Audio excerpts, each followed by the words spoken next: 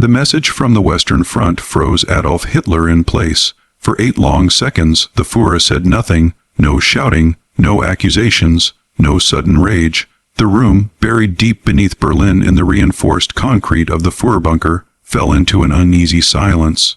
The men standing around him, field marshals, adjutants, intelligence officers, had seen Hitler erupt in fury over far smaller setbacks, but this time, something was different. Hitler's face drained of color as he listened, his eyes fixed on nothing in particular. His right hand trembled as he gripped the telephone receiver, knuckles whitening under the strain. The report coming through the line was short, precise, and utterly catastrophic. General George S. Patton's Third Army had shattered an entire German army group in less than 24 hours. Not pushed back, not delayed, destroyed. 50,000 Wehrmacht soldiers were now prisoners of war, captured alive, disarmed, and marching under American guard. For the generals in the room, the meaning was instantly clear. This was not a temporary setback, not a localized defeat, not something that could be explained away by bad weather, poor coordination, or disobedient subordinates. This was something far worse. This was the moment Nazi Germany realized it was facing a force it could no longer control. For years, Hitler had believed the Western Allies were militarily inferior. He dismissed the Americans in particular as undisciplined, material-obsessed, and lacking the ruthless will required for decisive warfare. British commanders, he believed, were cautious to the point of paralysis. American generals, in his view, were political appointees, men who relied on numbers and industry rather than skill and courage. George S. Patton shattered every one of those assumptions. Patton was not cautious, he was not methodical, and he was certainly not slow. By early 1945, while the Soviet Red Army advanced relentlessly from the east, grinding German forces down through sheer mass and firepower, Patton was conducting a different kind of war in the West, a war of speed, shock, and psychological domination. His Third Army did not move like a traditional force. It surged forward with a violence and momentum that German commanders struggled to comprehend. Armored columns advanced day and night, bypassing strongpoints, ignoring exposed flanks, and striking deep into the German rear. Where other commanders paused to secure supply lines and consolidate gains, Patton ordered his men forward. Never stop, he told them, never give the enemy time to think. The result was devastation on a scale that defied conventional military logic. Defensive lines that German planners believed could hold for weeks collapsed in hours. Units sent to plug gaps arrived too late, only to find themselves surrounded. Communication networks disintegrated as American armor cut telephone lines, seized headquarters, and captured command staffs before orders could even be issued. German officers began reporting something unprecedented, entire formations surrendering without prolonged resistance. Veterans of the Eastern Front, men who had survived Stalingrad and Kursk, were laying down their arms rather than face Patton's advancing columns. This was not cowardice, it was calculation. Patton had mastered a brutal truth of warfare. An army does not need to be annihilated to be defeated. It only needs to be broken, psychologically, logistically, and organizationally. German supply systems were already stretched to the breaking point. Fuel was scarce, ammunition was rationed, food deliveries were unreliable. Patton's speed turned these weaknesses into fatal flaws. Units found themselves without gasoline to move, without ammunition to fight, and without orders to guide them. Worse still, retreat offered no safety. Roads that appeared open in the morning were cut by evening. Bridges were seized before demolition charges could be triggered. Columns fleeing one American thrust ran straight into another. Resistance became not just dangerous, but meaningless. Among German troops on the Western Front, a phrase began to circulate in hushed conversations: "Patton is coming." Often, that rumor alone was enough to cause positions to collapse. Deep in the Führerbunker, the reports grew worse by the day. Maps became works of fiction, filled with divisions that no longer existed and front lines that could not be defended. Hitler demanded counterattacks from shattered units, reinforcements from destroyed armies, and loyalty from soldiers who could see the war was lost. His rage followed a familiar pattern: accusations of betrayal, denunciations of cowardice, and threats of punishment. But behind closed doors, those closest to him saw something they rarely had before: fear. Hitler understood numbers, even when he refused to accept their implications. The rate at which Patton was dismantling German forces in the West meant there would soon be nothing left to stop the Americans from driving straight into the heart of Germany. Unlike the Soviets, whom Hitler irrationally believed he might still negotiate with, the Americans offered no illusions. They demanded unconditional surrender. Patton represented everything Hitler feared most: a commander who combined overwhelming firepower with relentless momentum, who empowered junior officers to act without hesitation, and who exploited every weakness faster than the enemy could react. By the time the war ended, Patton's Third Army would capture more German soldiers than any other Allied force, hundreds of thousands taken not through prolonged sieges or attritional slaughter, but through rapid encirclement and psychological collapse. The 50,000 prisoners reported in that single message were not an anomaly. They were a warning that the Western Front had ceased to function as a coherent defensive system, a warning that Germany's armies were no longer being defeated, they were disintegrating, a warning that the war was no longer a question of if the Third Reich would fall, but how soon. As Hitler lowered the receiver and finally spoke, the words mattered less than the silence that had preceded them. In those 8 seconds, the illusion of control had vanished. Nazi Germany had met a commander who understood modern warfare better than its own leadership ever had, and there was no stopping him now. By early 1945, Nazi Germany was bleeding on 2 fronts, and the pressure was becoming unbearable. In the east, the Soviet Red Army advanced with relentless force. Wave after wave of infantry, tanks, and artillery rolled westward, crushing German defenses through sheer numbers and overwhelming firepower. Entire cities were reduced to rubble as the front line moved steadily closer to Berlin. German commanders in the east understood this kind of war. It was brutal, grinding, and unforgiving, but it followed a grim logic they had faced before. The Western Front, however, was something else entirely. What was unfolding there defied everything the Wehrmacht thought it understood about modern warfare. This was not a slow, methodical advance designed to wear the enemy down. It was a violent surge forward, fast, chaotic, and psychologically devastating. At the center of it stood General George S. Patton. Patton had transformed the Western Front into a war of speed, aggression, and psychological domination.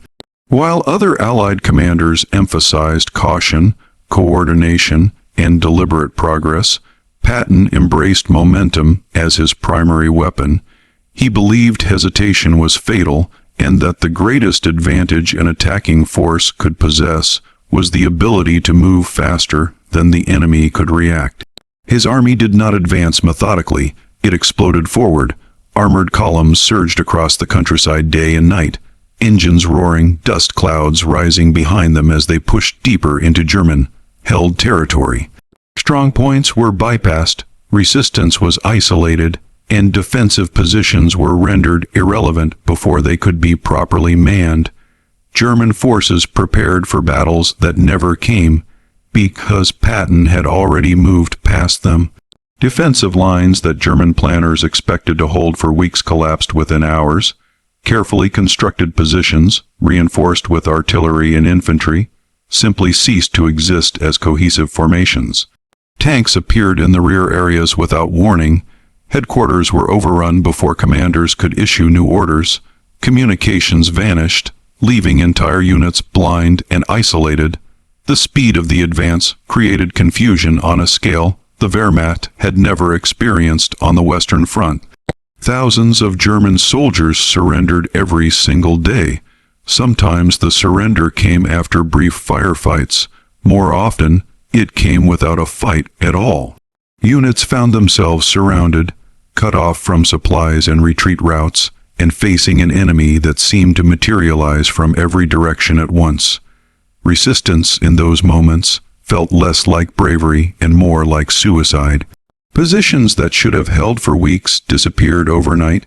The psychological impact was devastating. German soldiers had been trained to expect certain rhythms of war: attack, defense, regroup, counterattack. Patton shattered that rhythm completely. There was no time to reorganize, no clear front line, no safe rear area. Every position felt temporary, every road felt exposed. German commanders struggled to understand what they were facing. Orders were issued based on outdated information. Reinforcements were sent toward threats that had already moved on. Counterattacks were planned against enemy forces that no longer occupied the targeted ground. The enemy could not be predicted and could not be slowed down.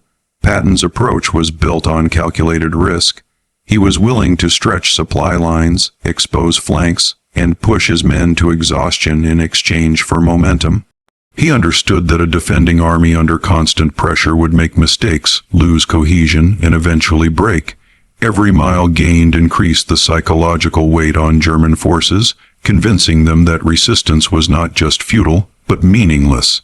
Junior American officers were encouraged to act aggressively and independently. Rather than waiting for detailed orders, they were given broad objectives and the freedom to exploit opportunities as they appeared. When a weak point was discovered, the attack happened immediately. There was no pause, no delay, no request for approval up the chain of command. The result was an army that operated inside the German decision-making cycle. By the time Wehrmacht commanders identified a threat, organized a response, and issued orders, the situation had already changed. Patton's forces were elsewhere, attacking a new objective, cutting another supply route, or encircling another formation. For German soldiers on the ground, the experience was deeply unsettling. They were not simply losing battles, they were losing control. Retreat routes vanished without warning. Defensive positions became traps.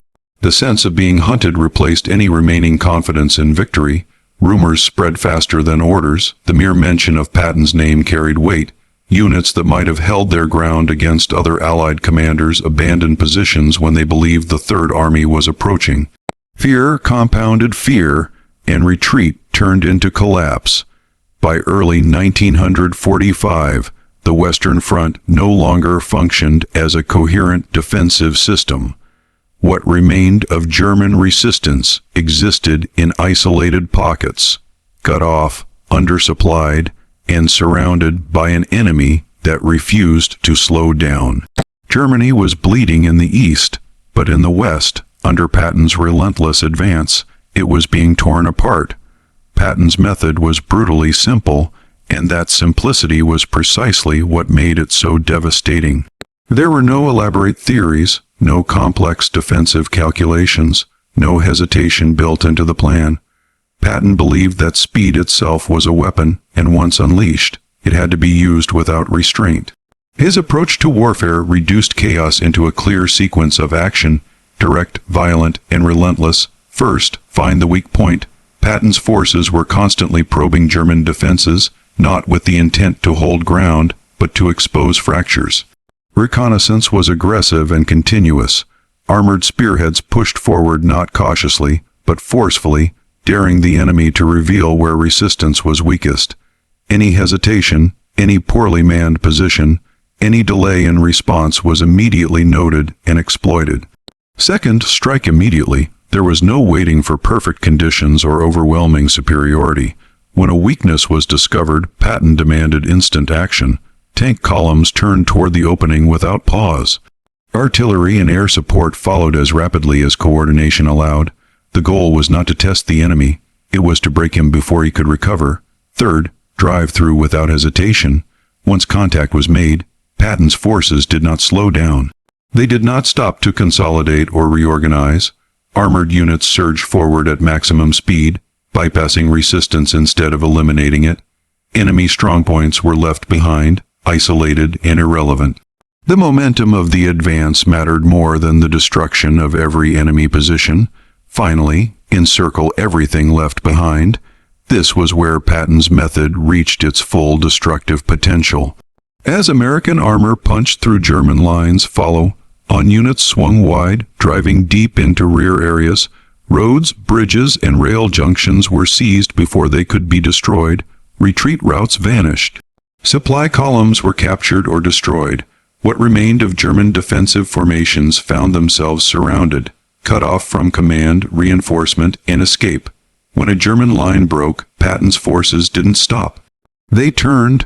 Rather than pushing straight ahead in a narrow thrust, armored columns wheeled behind enemy positions, sealing off entire sectors. Divisions that still believed themselves to be holding the front suddenly realized they were encircled. The front line, as a meaningful concept, ceased to exist. Supply routes were cut with surgical precision. Fuel depots fell into American hands. Ammunition stocks were destroyed or captured. Without gasoline, German tanks became immobile steel shells. Without ammunition, infantry could do nothing but wait. Hunger and exhaustion set in as food deliveries failed to arrive. Communications vanished just as quickly. Telephone lines were severed. Radio networks collapsed under jamming, destruction, or lack of power. Headquarters were overrun before messages could be transmitted. Orders became rumors, and rumors became the only source of information. German units were left isolated, leaderless, and surrounded by American armor. For officers on the ground, the situation was nightmarish. Junior commanders found themselves responsible for hundreds of men without guidance from higher headquarters. Maps were useless. Timelines were meaningless. No one knew where friendly units were, or if they still existed at all. The psychological strain was immense. Among German officers, a new phrase began to circulate, first quietly, then openly: Patton panic. It described a very real phenomenon. Units that were tactically sound, well-trained, and still capable of fighting began to break, not because they were defeated in battle, but because they expected to be.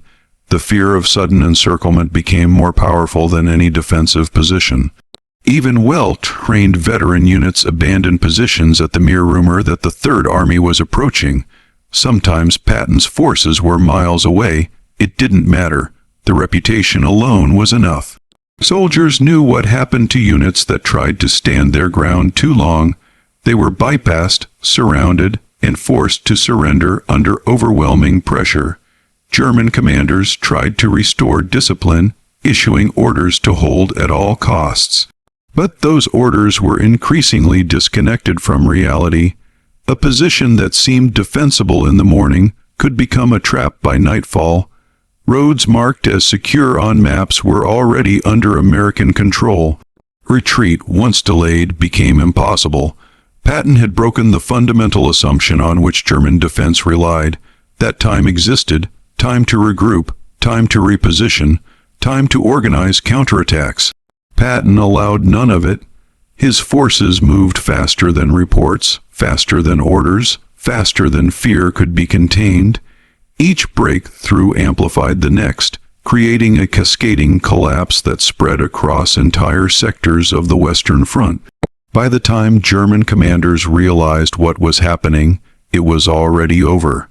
Their units were encircled, their supply lines severed, and their men facing a choice between annihilation and surrender. Patton panic was not hysteria. It was rational fear, born from experience. Experience taught the Germans that once Patton found a weak point, the outcome was inevitable. The breakthrough would come. The encirclement would follow, and resistance would only delay the unavoidable. This was not just battlefield success. It was the systematic destruction of an army's ability to function. And once that ability was gone, surrender became the only remaining option. The mass surrenders of early 1945 were not acts of weakness, cowardice, or sudden loss of discipline. They were the inevitable outcome of a complete and irreversible systemic collapse within the German military structure on the Western Front. By that stage of the war, the Wehrmacht was no longer failing because its soldiers lacked courage. It was failing because the systems that allowed an army to function, supply, communication, coordination, and command, had ceased to exist in any meaningful form. What remained were isolated groups of armed men, cut off from direction, support, and hope of success. Three interconnected factors made continued resistance not only futile, but irrational. The first was the collapse of logistics. Modern armies fight on fuel, ammunition, and food. By early 1945, Germany had almost none to spare. Allied bombing campaigns had devastated rail networks, destroyed fuel depots, and crippled industrial output. What supplies remained were unevenly distributed and increasingly unreachable. Patton's rapid advances turned this chronic shortage into a fatal condition. Supply routes that still functioned one day were cut the next. Fuel convoys were intercepted or forced to abandon their vehicles. Ammunition deliveries never arrived. Tanks ran dry and were abandoned by the roadside. Artillery units counted shells, knowing there would be no resupply. Infantry formations went hungry. Soldiers fought on minimal rations, exhausted and weakened. Without ammunition, even the most disciplined unit could not sustain a defense. Without fuel, mobility vanished. The German army's ability to maneuver, once its greatest strength, was gone. The second factor was the destruction of communications. German units increasingly fought blind. Telephone lines were severed by advancing armor or artillery fire. Radio equipment was destroyed, jammed, or rendered useless by lack of power. Headquarters were overrun before messages could be sent. Orders, when they came at all, arrived too late to matter. Junior officers were left to make critical decisions with no understanding of the broader situation. They did not know where friendly units were positioned, whether reinforcements were coming, or if retreat routes were still open. Information became rumor, rumor became panic, command structures disintegrated, coordination between units vanished. What had once been a unified front became a patchwork of isolated pockets, each fighting its own private war with no connection to the larger battlefield. The third, and most decisive, factor was speed. Patton's relentless tempo crushed morale in a way no artillery barrage ever could. Defensive lines were not slowly worn down, they were bypassed and rendered irrelevant. Positions that appeared secure in the morning were encircled by nightfall. Retreat routes marked on maps were cut before orders to withdraw could be issued. The pace of the American advance made planning impossible. German commanders could not stabilize the front because the front no longer existed as a fixed line.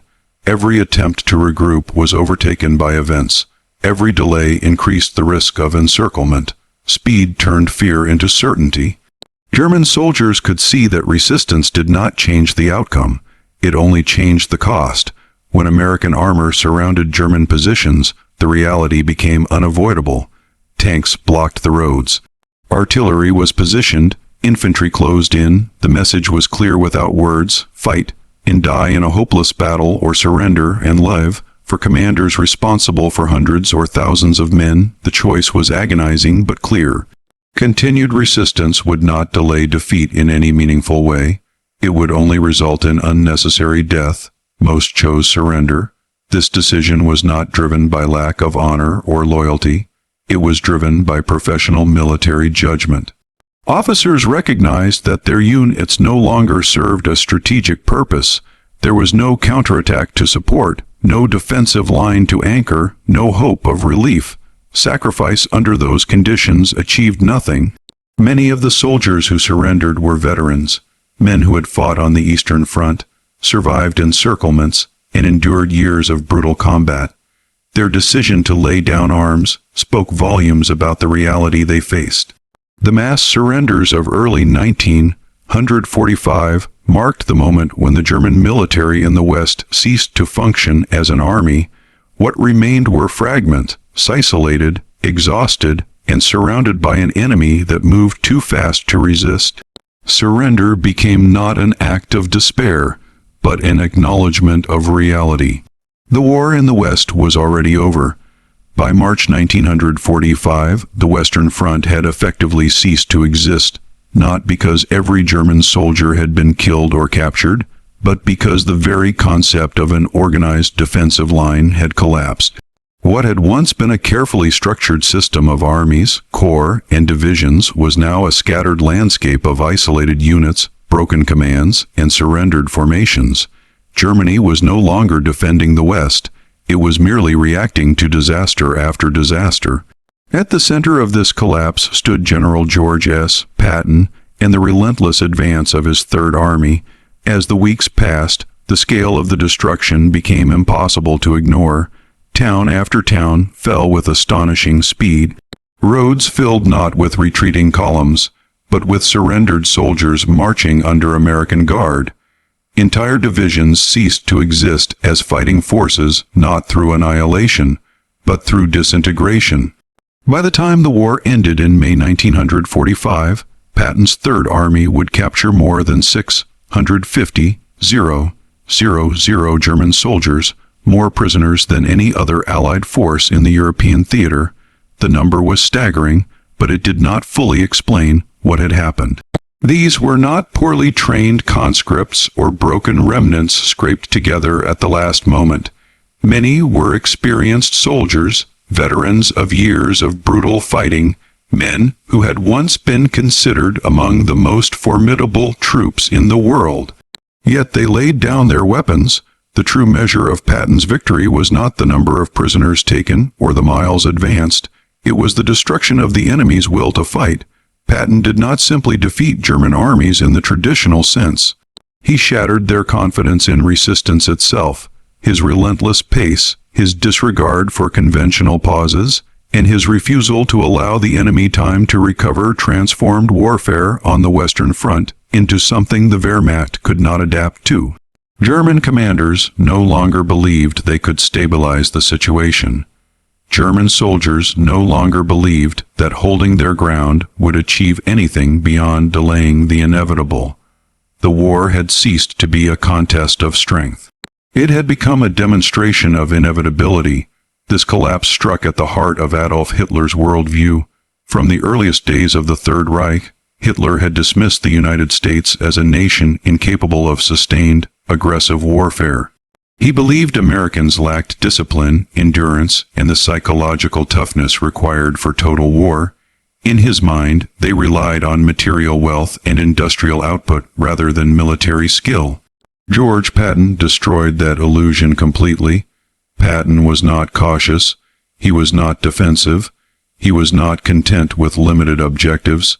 He embodied the very qualities Hitler had once celebrated in German commanders: speed, audacity, aggression, and the relentless pursuit of victory.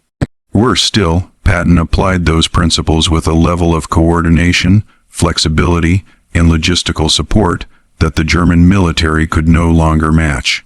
Nazi Germany had risen to power through Blitzkrieg lightning warfare that emphasized rapid movement, shock, and the collapse of enemy morale. In Poland, France, and the early campaigns of the war, this method had seemed unstoppable. German armor had shattered static defenses and forced opponents into surrender before they could organize meaningful resistance. By 1945, the irony was complete. Germany was being destroyed by an American commander who had taken the principles of Blitzkrieg and perfected them. Patton's warfare was faster, more flexible, and more psychologically devastating than anything the Germans themselves had achieved. Where early German offensives relied on surprise and concentration of force, Patton added relentless continuity. There was no pause between breakthroughs, no opportunity for recovery, no chance to rebuild a defensive line. The Germans faced their own doctrine turned against them. Executed with greater resources, better coordination, and superior air support. For Hitler, isolated in his bunker as Soviet forces closed in from the east and Patton's armies surged through the west, the implications were unbearable. The myth of German military superiority had collapsed. The belief that willpower alone could overcome material disadvantage had proven false. The Führer who had promised a 1,000-year Reich was now confronting the reality of total failure. This was not just a military defeat. It was the psychological death of the Third Reich. The German army, once the central pillar of Nazi power, no longer believed in victory. Its soldiers surrendered not because they lacked courage, but because they understood the war was lost. The regime's ideological foundations crumbled as its military instrument disintegrated. Obedience gave way to survival. Faith gave way to resignation. By the time Germany formally surrendered in May 1945, the outcome was no longer in doubt. Patton's Third Army had carved a path through the heart of German resistance, accelerating the collapse of the Western Front and stripping the Nazi leadership of any remaining illusions. In the end, what mattered was not what Hitler said or believed in those final weeks. What mattered was what his silence revealed, the realization that he had met an enemy who understood modern warfare better than he ever had, an enemy who fought faster, struck harder, and broke the will to resist. An enemy who ensured that the fall of Nazi Germany was not just inevitable, but unstoppable.